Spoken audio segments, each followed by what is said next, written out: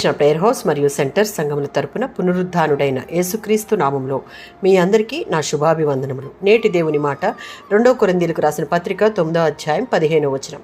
చెప్పశక్యము కాని ఆయన వరమును గూర్చి దేవునికి స్తోత్రము. అపోస్తులుడైన పౌలు కొరింథీ సంఘానికి రాసిన 2వ పత్రికలో 8, 9 అధ్యాయాల్లో పౌలు యెరూషలేములో ఉన్న పేద పరిశుద్ధుల కొరకు విరాళమును సేకరిస్తూ ఉన్నాడు. కొరింథీ సంఘము దానములో ముందుండాలని ప్రోత్సహిస్తూ ఉన్నాడు. ఈ సందర్భంలో పౌలు మనం ఇచ్చే ప్రతి దానం వెనుక దేవుని యొక్క కృప ఉంది.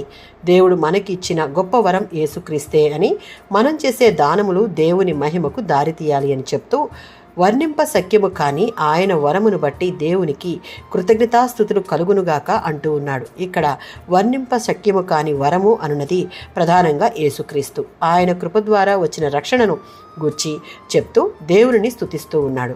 దేవుడు మనకిచ్చిన గొప్ప వరము లేదా పెద్ద బహుమతి యేసుక్రీస్తే. యోహాను సువార్త 3వ అధ్యాయం 16వ వచనం ప్రకారం దేవుడు తన ఏకైక కుమారుని పాపులమైన మన కొరకు ఈ భూమి మీదకు మనలను ప్రేమించి పంపించాడు.